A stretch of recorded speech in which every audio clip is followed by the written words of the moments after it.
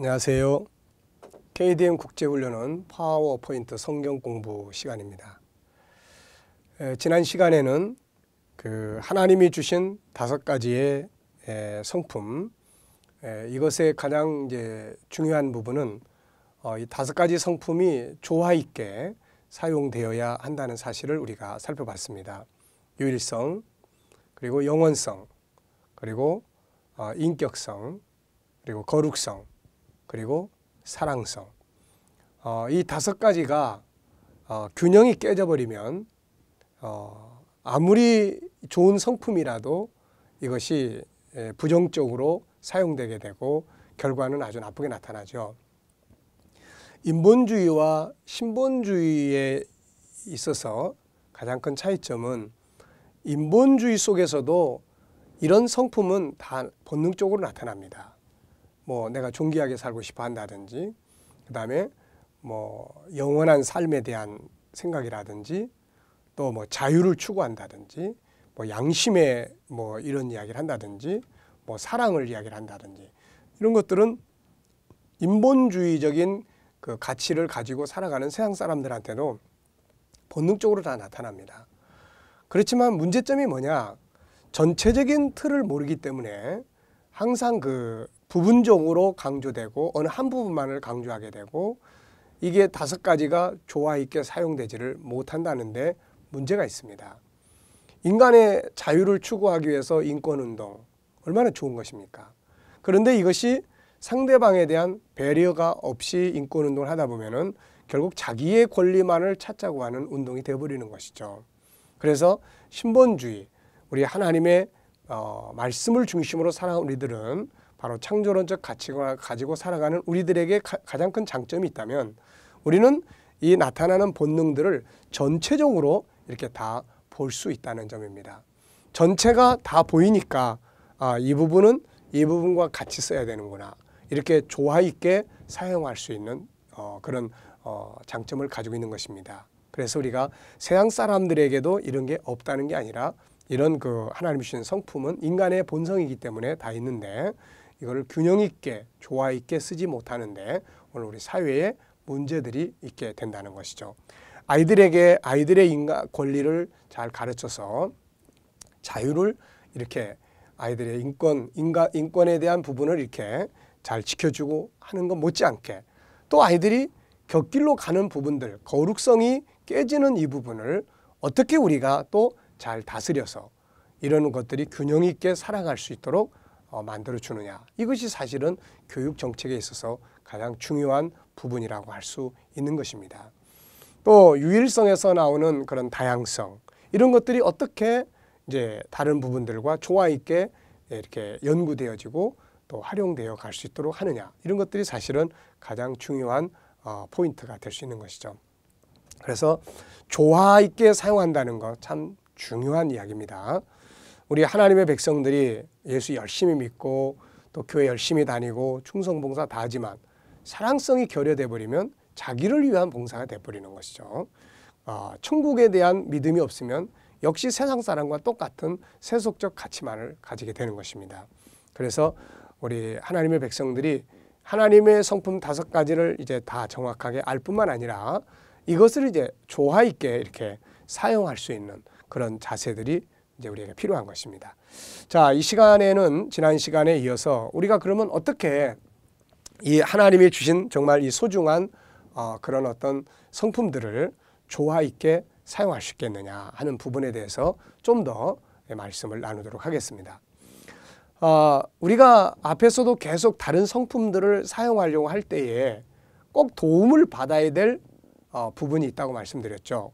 그것이 바로 첫째는 말씀입니다. 그 다음에는 성령의 도우심을 필요로 한다는 것이죠.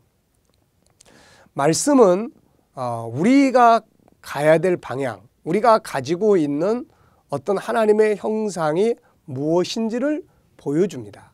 그래서 우리가 시편 119편 105절에 보면은 하나님의 말씀은 우리들의 무엇입니까? 우리 인생의 등불이 되고 우리 길에 빛이 된다고 말씀해요. 비춰주지 않으면 모르는 것입니다. 그래서 우리가 세상을 살아가면서 어떤 일이든지 간에 그 해답을 성경에서 찾으려고 노력을 해야 됩니다. 이럴 때 하나님 말씀은 무엇을 어떻게 하라고 하셨는지 이런 것들을 찾으려고 하는 노력, 이것이 바로 우리 창조론자, 신본주의자들이 가져야 될 삶의 자세죠. 그래서 첫째는 말씀, 이게 내비게이션과 같은 것입니다. 우리를 5가지 하나님의 성품이 무엇인지, 또 이 5가지 성품과 관계된 내용들이 무엇인지, 우리들이 어떻게 쫓아가야 균형 있게 살게 되는지, 이런 것들을 성경이 소상하게 보여주는 것이거든요. 그 다음에 두 번째는 성령의 도우심입니다. 성령의 역할은 무엇입니까? 우리가 성령론을 성경 안에서 연구하다 보면 성령의 역할은 3가지입니다. 첫째는 요한복음 3장에서 예수님이 말씀하신 것처럼 우리 이렇게 거듭나게 합니다. 우리 영이 원래 하나님 형상대로 지음받은 영이 세상에 와서 에베소서 2장 1절로 3절에서 말씀하는 것처럼 죄와 허물로 죽어버리잖아요. 바로 이 죽었던 우리 영혼을 다시 이렇게 살려내는 역할을 성령님께서 하시는 겁니다. 그 다음에 두 번째는 우리 안에 계시면서 우리를 이제 인도해줘요. 우리의 영혼을 들여다보게 하시고, 또 하나님의 말씀을 볼 때 빛처럼 비춰가지고 그 말씀을 이해하게 하시고 깨닫게 하시고, 우리 내면의 세계에 하나님의 성품이 회복돼 갈 수 있도록 이렇게 도와줍니다. 그 다음에 세 번째는 여러 가지 은사들을 주죠. 그래서 다양한 은사들을 가지고, 은사는 선물입니다. 이런 은사를 가지고 하나님의 성품대로 살아가게 하고 하나님의 일에 봉사하게 하고 다른 영혼을 구원하도록 만들어 주시는 것이죠. 그렇기 때문에 우리 그리스도인들이 예수를 딱 믿고 그 다음에 하나님의 말씀을 붙들고 그 다음에 여기에 성령님의 도우심을 늘 간구해야 되는 것입니다.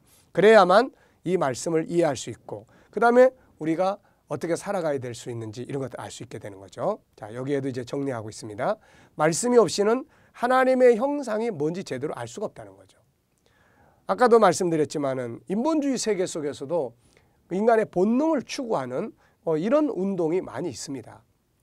그렇지만 전체적인 틀을 모르는 것이죠. 그래서 부분적인 것만 추구해 가기 때문에 문제가 있는 것입니다. 그래서 말씀이 없이는 하나님의 형상이 뭔지 제대로 알 수 없다는데 우리가 말씀의 도움을 받아야 된다는 거죠. 그 다음에 성령의 도우심이 없이는 생각나지도 않고 또 행동도 할 수가 없는 것입니다. 그분이 항상 생각나게 해주셔야 돼요. 우리가 어떤 일을 할 때 그분이 우리가 봤던 성경 말씀도 이렇게 생각나게 해주셔야만 우리가 행동할 수가 있게 되는 것이죠. 그래서 말씀과 성령의 도우심을 통해서 우리 안에 있는 하나님의 성품 5가지를 정확하게 이해하고 그 다음에 성령님의 생각나게 하시는 것, 깨닫게 하시는 것, 또 가도록 그 권유하시는 것, 이런 것들을 우리 안에 있어야만 된다는 것입니다. 성경에 기록되어 있는 중요한 인물들 역시 하나님의 형상대로 살아가기 위해서 가장 중요했던 것이 뭐냐면은 바로 말씀과 성령의 도우심을 받고 살았던 것입니다. 다니엘이 바벨론에서 당시 인본주의의 대표적인 세계였던 바벨론에서 그렇게 정말 어려운 과정들을 승리하면서 바벨론의 총리로서의 쓰임을 받을 수 있었던 그 배경이 무엇입니까? 바로 하나님의 성령께서 다니엘 속에서 역사하셨기 때문입니다. 예수님도 역시 이 땅에 오셔서 하나님의 뜻을 이루는 사역을 하셨지만 그분의 삶 속에 항상 성령께서 함께 하시고 역사하셨다는 것이죠. 제자들이 나중에 정말 세상적 가치를 버리고 하나님의 나라의 가치를 가지고 살아가는 데 있어서는 정말 중요했던 것이 바로 성령의 임재하심이었습니다. 이 사람들은 성령의 임재하심이 있기 전에는 예수님도 잘 몰랐어요. 천국도 잘 몰랐고 더 나아가서는 하나님 나라의 백성들이 살아가야 될 삶의 가치가 질서가 무엇인지는 더욱더 몰랐던 것이죠. 그래서 예수님 따라가면서도 맨날 누가 더 높은 자가 될 거냐, 누가 더 높은 자리에 앉아서 다스릴 거냐, 맨날 그런 궁리만 하면서 다투고 분쟁했던 것이죠. 그런데 이런 일들이 다 성령께서 임재하시고 성령의 도우심을 통해서 다 이렇게 해결이 된 거죠. 눈도 열렸고 알아야 될 것도 알게 되고, 그래서 저희들이 하나님의 형상을 이렇게 회복해 나갈 수 있었고, 그 다음에 하나님의 형상을 회복해 나갈 뿐만 아니라 그것을 살아갈 수 있는 능력을 갖게 됐던 것입니다. 자, 우리가 이제 두 번째는 이렇게 조화 있는 삶을 살아가기 위해서 5가지 하나님의 성품이 조화 있게 활용되기 위해서는 이제는 앞서간 사람들을 우리가 모델로 삼고 배워야 됩니다. 요즘에는 멘토라는 말을 참 많이 씁니다. 뭔가 이렇게 어려울 때 의논도 하고 또 뭔가 이렇게 개인적인 상담도 해주고 이끌어줄 수 있는 어떤 리더자를 가리키는 말이겠죠.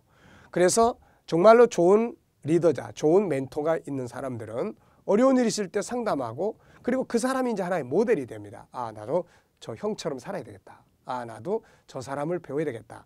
그래서 이런 모델이 있는 사람들은 정말 행복한 사람들입니다.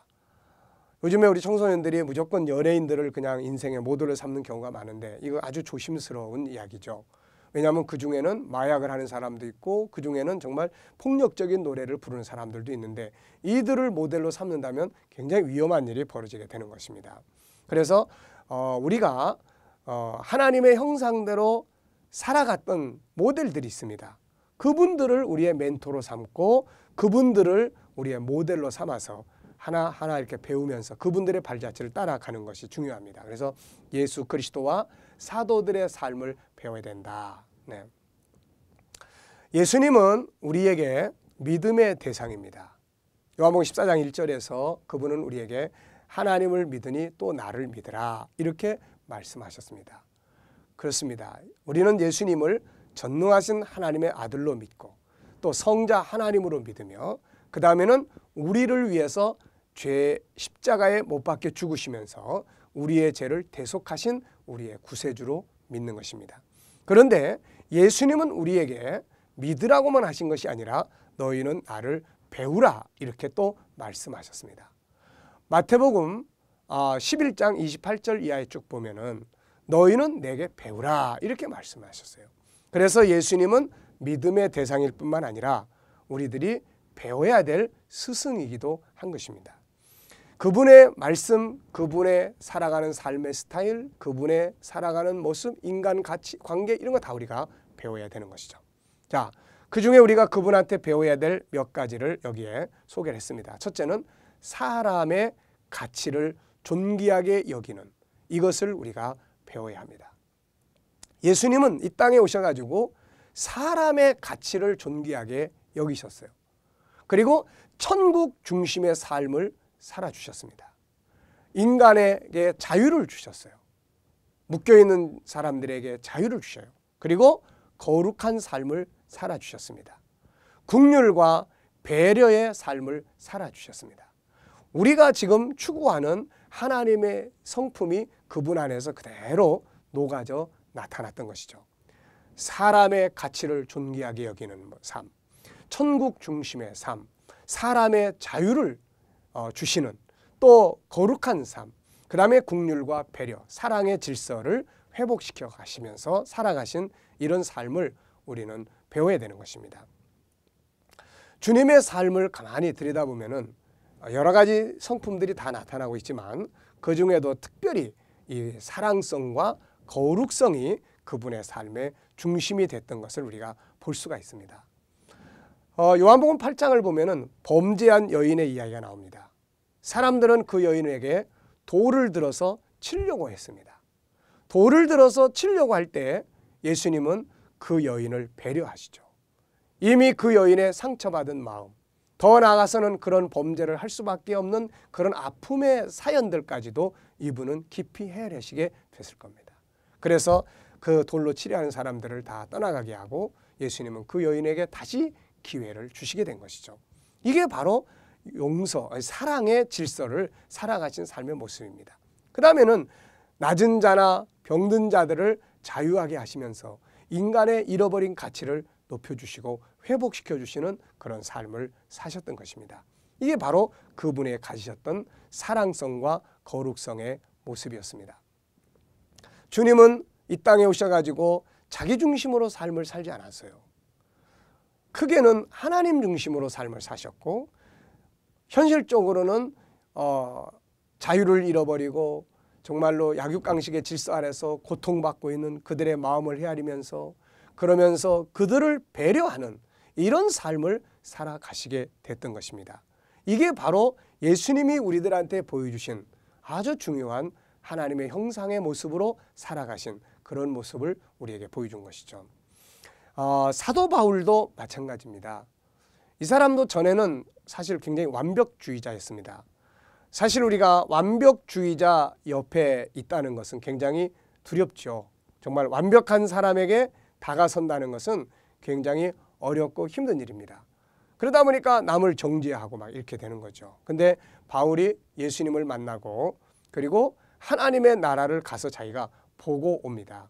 하나님의 나라를 딱 가서 보고 온 다음부터 그 다음에 그 안에 있는 예수 그리스도 안에서 이루어질 인간에 대한 하나님의 놀라운 사랑의 역사들을 보면서 그는 인간의 가치를 얼마나 중요한 것인지를 알게 됩니다.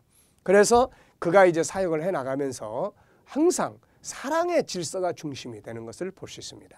자, 성경 말씀 한번 읽어보죠. 고린도전서 10장 24절에 보면은 누구든지 자기의 유익을 구하지 말고 남의 유익을 구하라. 다른 사람의 유익을 구하라. 사랑의 질서입니다. 고린도전서 10장 31절로 33절은 그러즉 너희가 먹든지 마시든지 무엇을 하든지 다 하나님의 영광을 위해 하라. 유대인에게나 헬라인에게나 하나님의 교회나 거치는 자가 되지 말고 나와 같이 모든 일에 모든 사람을 기쁘게 하라. 나의 유익을 구치 아니하고 많은 사람의 유익을 구하여 저희로 구원을 얻게 하라. 상대방에 대한 배려, 사랑의 질서가 중심이 됩니다. 그리고 고린도전서 13장 1절로 3절에서는 그는 사랑의 질서가 없다면 모든 것은 아무것도 아니라고 설명하고 있습니다. 그만큼 사랑의 질서를 중요하게 여기게 된 것이죠. 사랑의 질서가 없다면 아무리 많은 것을 가지고 있고 능력이 있다 해도 아무것도 아닙니다. 모두가 불행하고 멸망으로 가기 때문이죠. 자, 고린도전서 13장 1절로 3절 한번 읽어보죠. 내가 사람의 방언과 천사의 말할지라도 사랑이 없으면 소리나는 구리와 울리는 꽹가리가 되고 내가 예언하는 능력이 있어 모든 비밀과 모든 지식을 알고 또 산을 옮길 만한 모든 믿음이 있을지라도 사랑이 없으면 내가 아무것도 아니다. 그렇게 이야기하고 있습니다. 그만큼 바울은 사랑의 질서를 중요하게 다루고 있는 것입니다. 자, 그리고 이제 바울은 자유를 굉장히 많이 강조했어요. 왜냐하면 천국은 자유한 곳이잖아요. 인간의 그런 그 인격성, 그중에 자유, 굉장히 중요한 이 자유를 많이 강조했습니다. 그런데 이 자유라는 것이 그냥 자기 멋대로 사는 자유를 말하지 않고 오히려 상대방을 배려하는 자유를 이야기를 해요. 고린도전서 9장 19절에 보면은 내가 모든 사람에게 자유하였으나 스스로 모든 사람에게 종이 된 것은 더 많은 사람을 얻고자 함이라. 이렇게 이야기를 했습니다.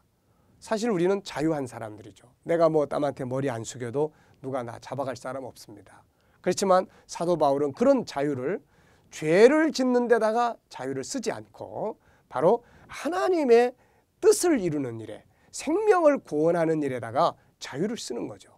이게 얼마나 멋진 자유입니까?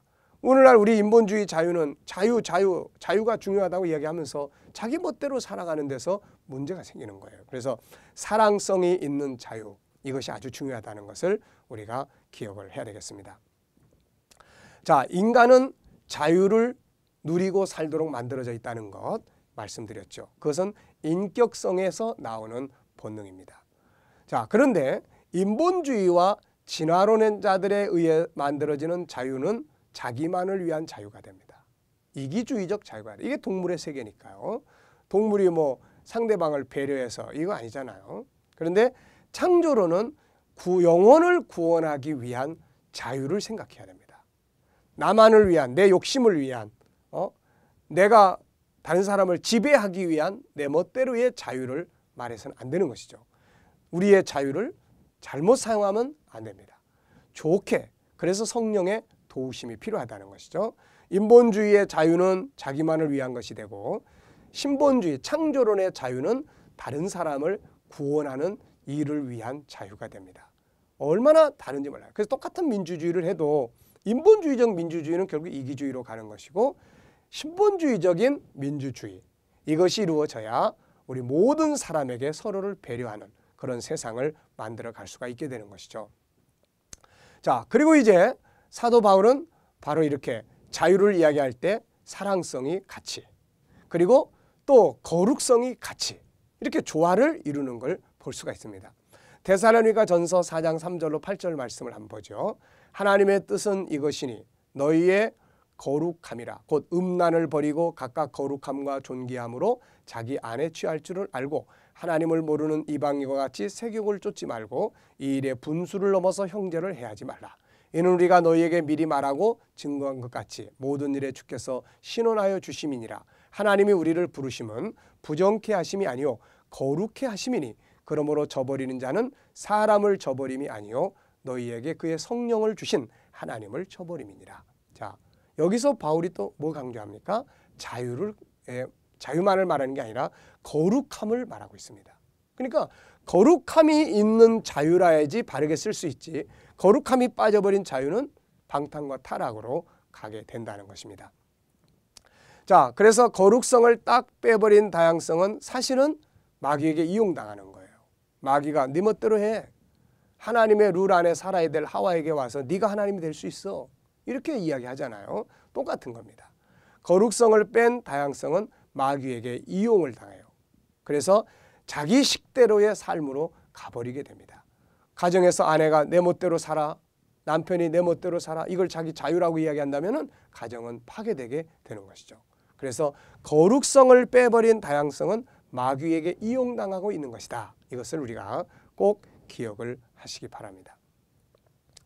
자, 우리가 이제 결론적으로 이제 정리를 해보면 하나님이 주신 5가지의 성품들을 회복해서 조화 있게 우리가 살아야 한다고 하는 이제 인식의 전환이 아주 중요합니다. 우리가 이제 하나님의 주신 성품 5가지들을 이제 활용하는 데 있어서 가장 중요한 부분은 앞서도 말씀드렸지만 이제 이렇게 살아야 되겠다고 하는 것이 필요하다는 거죠. 그래서 이 조화 있게 살아가는 데 있어서 필요한 것 이제 5가지의 형상을 회복해서 나도 조화 있게 이걸 살아야 되겠다고 하는 인식의 전환 꼭 필요합니다. 그 다음에는 이 5가지가 항상 같이 떠올라야 돼요. 같이. 그래서 5가지의 보물을 항상 묵상하고 기도하라. 우리가 뭐 아침마다 새벽 기도 때마다 또 우리가 어떤 특별한 기도를 할 때 사실 뭐 세상적인 것들을 구하는 기도도 필요하지만 더 중요한 기도는 바로 이렇게 하나님의 형상이 내 안에서 회복돼서 살아갈 수 있도록 그것을 구하는 것이 참 중요합니다. 그래서 5가지의 뭐 유일성, 영원성, 인격성, 거룩성, 사랑성에 대한 내용들이 늘 우리가 묵상하는 것이 아주 중요합니다. 그 다음에 세 번째는 5가지 중에 나한테 좀 부족한 부분이 이 부분이다. 유일성이 좀 모자르다. 또 영원성이 좀 부족하다. 사랑성이 좀 모자르다. 그러면은 이런 부분들을 회복하기 위한 말씀을 찾아요. 성경 속에서. 그리고 그걸 묵상합니다. 그리고 그 부분을 거룩성에 대한 말씀을 찾고 그걸 묵상하면 그 부분이 좀 더 회복이 될 수가 있게 되는 것이죠. 자, 유일성이 부족하다고 생각되십니까? 한번 돌아보다 보십시오. 영원성이 부족하다고 생각되십니까? 아니면은 인격성이 좀 부족하다고 생각됩니까? 그 다음에 거룩성이 부족하다고 생각됩니까? 아니면 사랑성이 부족하다고 생각되십니까? 자, 균형이 사라지면 건물은 무너지게 된다고 말씀드렸습니다. 이 그림이 보여주는 것처럼 밑에 5가지 보물이 우리 인생의 아름다운 집을 만드는 일을 지탱하고 있는데 하나가 빠져버리면 붕괴돼 버리는 것이죠.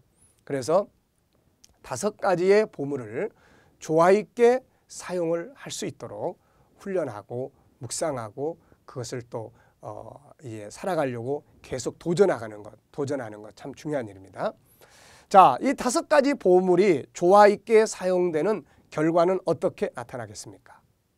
이미 앞에서 뭐 우리가 다 살펴봤지만 천국의 문화가 실현이 됩니다. 하나님 나라의 문화가 이 땅에서 실현된다는 거 얼마나 놀랍고 신비한 일입니까? 세상의 리더자로 일할 수 있고 관계가 회복됩니다. 그리고 행복의 열매들이 맺어지게 됩니다. 그리고 빛과 소금이 돼요. 세상 사람들은 우리를 존경하게 되는 것이죠. 그리고 우리를 통해서 다른 사람의 생명을 구원할 수가 있게 되는 것입니다. 이게 바로 천국인들이 살아야 될 삶의 틀이죠. 자, 5가지의 보물을 우리가 정확하게 이제 기억하시면서 이것을 균형 있게 살아가는 여러분들이 되시기를 바랍니다. 어느 것 하나 뺄 수 없는 정말로 소중한 보물입니다. 이 5가지의 보물이 여러분들 속에서 또 여러분들의 삶의 현장에서 늘 묵상되어지고 이것을 회복해 가려고 하는 이런 사명감을 가지고 이것을 위해서 기도하면서 성령님의 도움을 받아서 정말 5가지의 보물이 여러분들의 삶을 빛나게 만들어주는 이런 삶이 되시기를 바랍니다. 이 시간 강의는 여기서 마치겠습니다. 수고하셨습니다. 감사합니다.